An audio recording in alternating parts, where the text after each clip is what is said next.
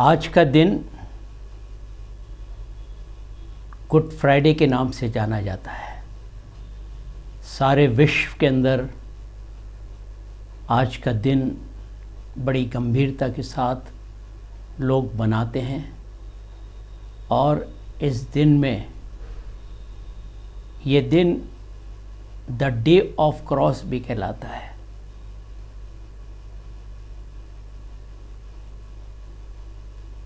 पूरे मानव जाति के इतिहास में आज के दिन के बारे में सुनहरे अक्षरों से लिखा भी जाए, उसके पटल पर तो ये भी थोड़ा है। मनुष्य जाति के जिसने परमेश्वर की आज्ञा का उल्लंघन करके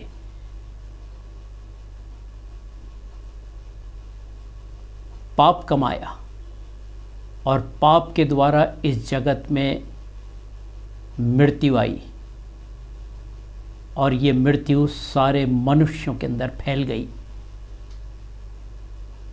हम परमेश्वर का धन्यवाद करते हैं जिसने इस पाप के द्वारा जो मृत्यु आई थी अपने पुत्र प्रभु यीशु मसीह के द्वारा आज के दिन उस क्रूस के ऊपर अपने प्राणों की आहुति देने के कारण मृत्यु पर वो जयवंत हुआ और उसने कहा जो कोई मुझ पर विश्वास लाए नाश न हो परंतु अनंत जीवन पाए। क्योंकि पाप की मजदूरी तो मृत्यु है,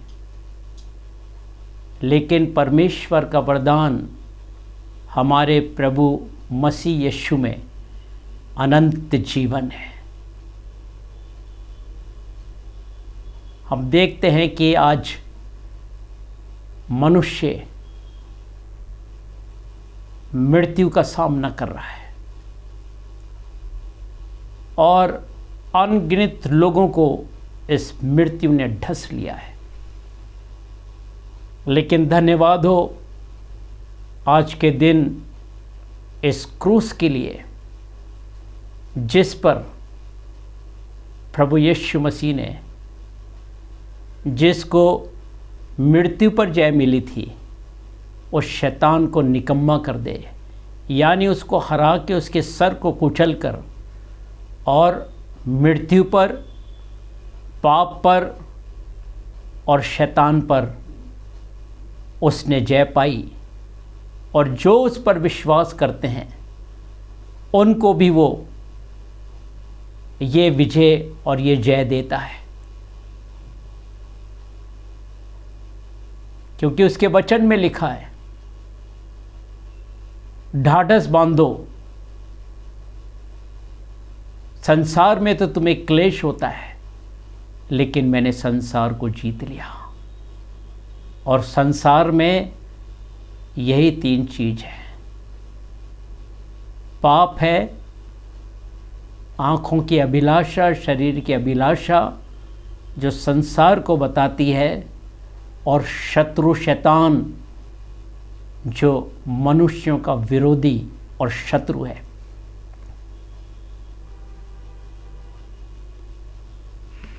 गुड फ्राइडे के दिन हम कुछ इसके विषय में देखेंगे। उर्दू में इसको कफ़ारा कहते हैं और इंग्लिश में इसको अटोनमेंट कहते हैं।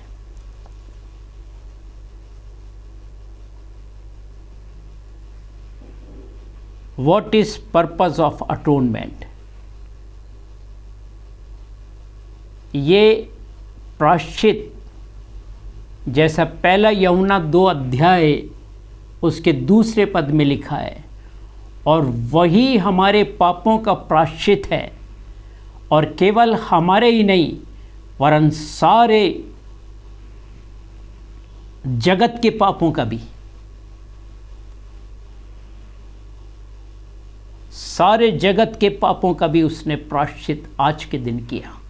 आज से 2023 साल पहले प्रभु यीशु मसीह ने अपने प्राणों की आहुति देके ये प्रायश्चित हमारे पापों के लिए किया, ताकि हमें जीवन और बहुतायत का जीवन मिल सके। ये प्रायश्चित हमें पूरी बाइबल के अंदर देखने को मिलता है। पहली बात हम देखते हैं द प्रॉमिस ऑफ अटोनमेंट, प्रायश्चित की प्रतिज्ञा परमेश्वर ने उत्पत्ति 3 अध्याय और उसके 15 पद के अंदर यहाँ पर की है। और मैं तेरे और इस स्त्री के बीच में और तेरे वंश और इसके वंश के बीच में बैर उत्पन्न करूँगा, वह तेरे सिर को कुचल डालेगा और तू उसकी एड़ी को ढसेगा। ये है द प्रॉमिस ऑफ अटोनमेंट। परमेश्वर ने इसकी प्रतिज्ञा की थी कि शत्रु शैतान को स्त्री का वंश जो प्रभु यीशु मसीह है वो इसको नाश करेगा। हम परमेश्वर की इस प्रतिज्ञा के लिए जो उसने इस पूरे जगत के लिए की है धन्यवाद करते हैं। दूसरी बात, द साइन ऑफ अटोनमेंट, इस प्रायश्चित का उसने एक चिन्ह दिया और वो मिलता है निर्गमन 12 अध्याय और उसके 5 पद से। अगर हम देखें तो 13 पद तक, तुम्हारा मेमना निर्दोष और 1 वर्ष का नर हो और उसे चाहे भेड़ों में से लेना चाहे बकरियों में से लेना। तब उसके लहू में से कुछ लेकर जिन घरों में मेमने को खाएंगे उनके द्वार के दोनों अलंगों और चौखटों के सिरे पर लगाएं। और उसके खाने की ये विधि, कमर बांधें, पाँव में जूती पहने और हाथ में लाठी लिए हुए उसे फुर्ती से खाना, वह तो यव्वा का पर्व होगा। और जिन घरों पर तुम रहते हो उन पर वह लहू तुम्हारे लिए चिन्ह ठहरेगा, अर्थात मैं उस लहू को देखकर तुमको छोड़ जाऊंगा। जब मैं मिस्र के देश के लोगों को मारूंगा तब वह विपत्ति तुम पर ना पड़ेगी और तुम नाश ना होगे।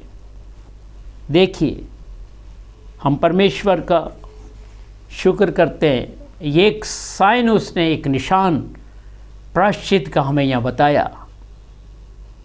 तीसरी बात हम देखते हैं द मिस्ट्री ऑफ अटोनमेंट, लेव्य व्यवस्था और उसका 17 अध्याय और उसके 11 पद में, क्योंकि शरीर का प्राण लहू में रहता है और उसको मैंने तुम लोगों को वेदी पर चढ़ाने के लिए दिया है कि तुम्हारे प्राणों के लिए प्रायश्चित किया जाए, क्योंकि प्राण के कारण लहू ही से प्रायश्चित होता है। ये भेद है, बिना लहू बहाए पापों की क्षमा नहीं है। और मिस्ट्री है, ये एक भेद है। यहाँ पर परमेश्वर ने इस भेद को खोला है। हम धन्यवाद करते हैं। चौथी बात, द कॉस्ट ऑफ अटोनमेंट, उस प्रायश्चित की कीमत हम देखते हैं और उसकी कीमत फिलिपियों 2 अध्याय और उसके फिलिपियों की पत्री 2 अध्याय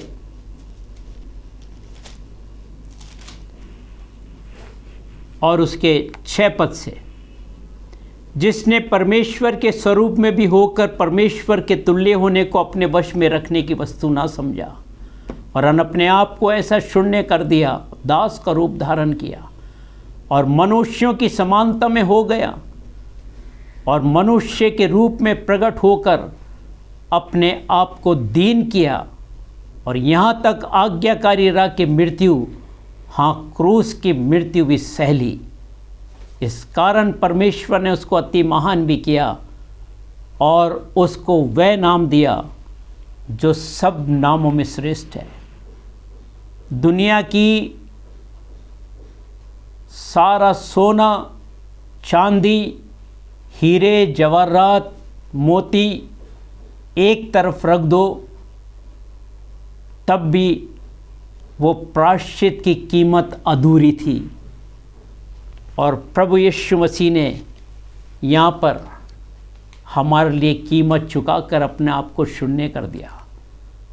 शान, शौकत, वैभव, प्रधानताएं परमेश्वर की समानता में था, सब कुछ उसने त्याग दिया और हमारे लिए प्रायश्चित के, पापों के प्रायश्चित के लिए उसने अपने आप को खाली करके दे दिया, शून्य बना दिया।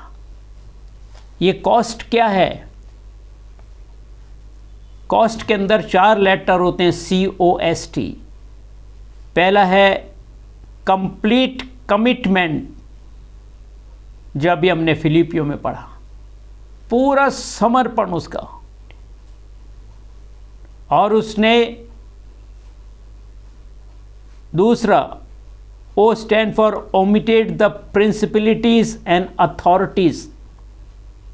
उसने सारे अधिकार और प्रधानताओं को अपने ऊपर से उतार डाला।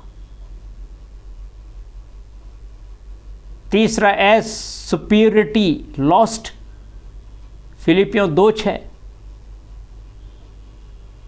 उसने जो सुपर अलौकिक सामर्थ्य और पावर जिसके पास थी, उसने सब कुछ अपने पास से जाने दिया, लॉस्ट। और चौथी चीज, to paid his own life, और उसने अपने जीवन, अपने प्राणों को हमारे पापों के प्रायश्चित के लिए उंडेल दिया। This is the cost of atonement. ये उस कफ़ारे की या उस प्रायश्चित की कीमत, मूल्य है। और इसलिए यशायाह 53:3 में लिखा है, और किसी ने उसके मूल्य को ना जाना। और आज हम देखते हैं मनुष्य उस कीमत को, उस मूल्य को नहीं आंक रहा है जो उसके लिए आज से 2000 साल पहले प्रभु यीशु मसीह ने कलवरी क्रूस के ऊपर अदा करी।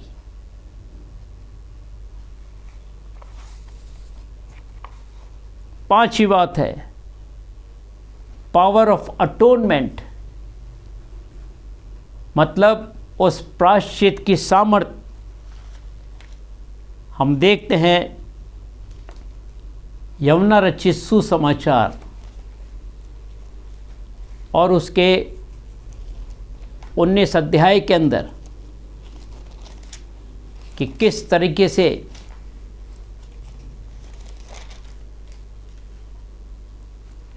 एक से 19 के अंदर मिलता है। हम देखते हैं कि यहाँ पर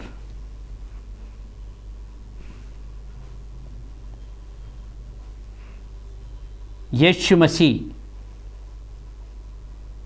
5 अदालतों में ले जाया गया, लेकिन कोई भी उसके ऊपर दोष नहीं लगा सका, क्योंकि वो निर्दोष था। और वो बिल्कुल खामोश था। जब भी उससे पूछा गया, उसके पास कोई जवाब नहीं था। वो जैसे भेड़ ऊन कतरने वाले के सामने खामोश खड़ी रहती है, इस तरह से यीशु मसीह भी खामोश रहा। और उसने उसके कोड़े लगाए उसके पर थूका, उसके बाल नोचे, उसके घूंसे मारे, उसको थप्पड़ मारा, लातें मारी, लेकिन वो सब कुछ सहता रहा और हमारे लिए क्रूस पर चला गया। ये थी अटोनमेंट की एक सामर्थ। विटनेस ऑफ अटोनमेंट इफिसियों 4 अध्याय और हम 8 से 10 पद में देखते हैं। 4 अध्याय इफिसियों 8 से 10 पद। इसलिए वो कहता है, वह ऊंचे पर चढ़ा और बंदियों को बांध ले गया और मनुष्यों को दान दिए। उसके चढ़ने से और क्या पाया जाता, केवल यह कि वह पृथ्वी की निचली जगहों में भी उतरा था, और जो उतर गया यह वही है जो सारे आकाश से ऊपर चढ़ भी गया कि सब कुछ परिपूर्ण करे। विटनेस ऑफ अटोनमेंट, गवाही, साक्षी, आदम से लेकर यीशु मसीह तक जितने भी लोग पाप में मरे, जो पाताल लोक में अंधकार के अंदर थे, अधोलोक में परमेश्वर ने वहाँ जाकर अपनी गवाही दी, मैंने तुम्हारे लिए कीमत अदा करी, अब तुम आज़ाद हो। क्या तुम मुझ पर विश्वास करते हो?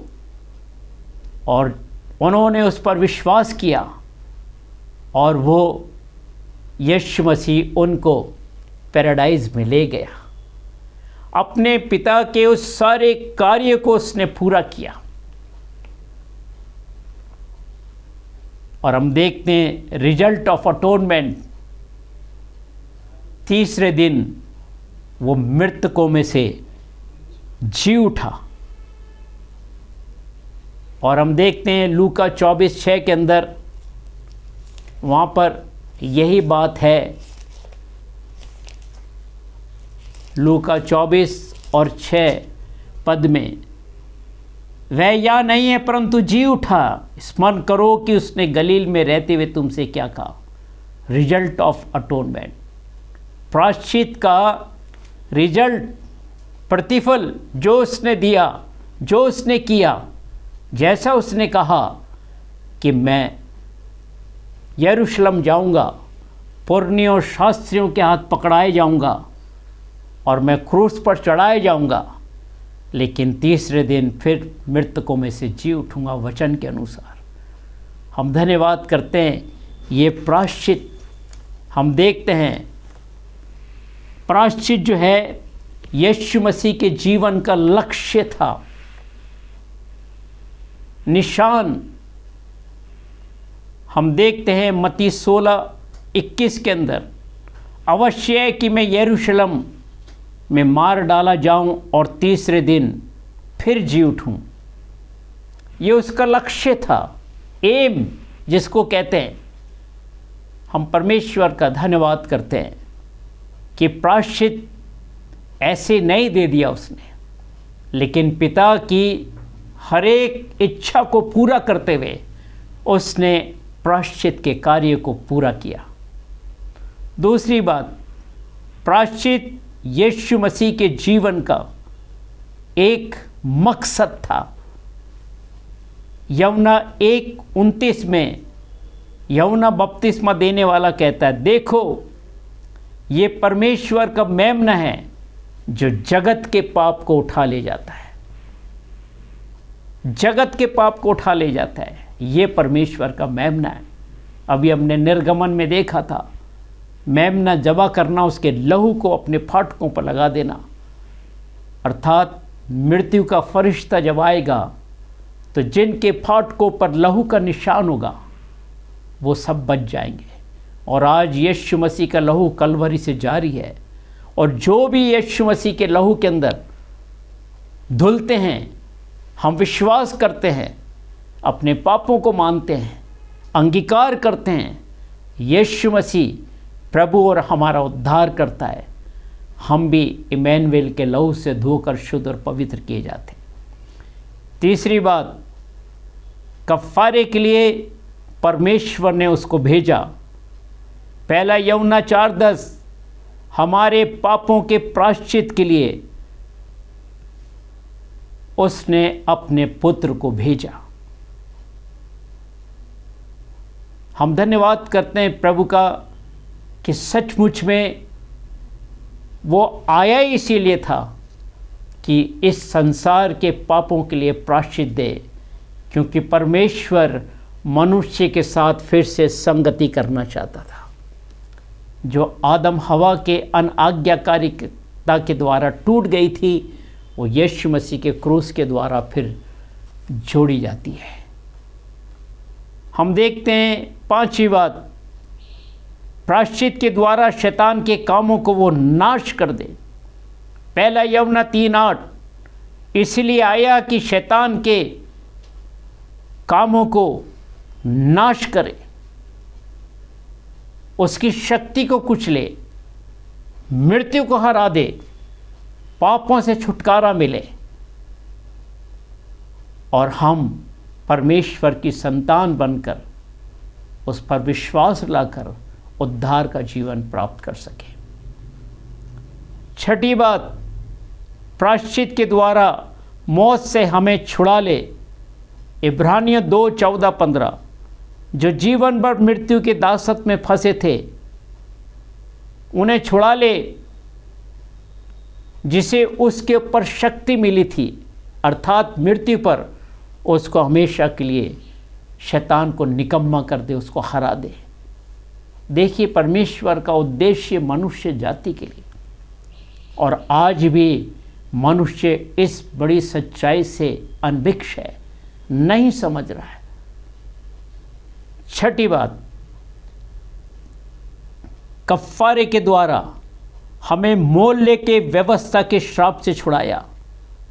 गलतियों 3:13 हमें मोल लेकर उसने व्यवस्था के श्राप से छुड़ा लिया। प्रभु का धन्यवाद करते हैं। कितनी बड़ी बात है। आज का दिन प्रभु का प्रायश्चित का दिन, जो उसने सारे जगत के पापों के लिए दिया। हम धन्यवाद करते हैं उसका। प्रियो, ये खुली आपके लिए एक इनविटेशन है।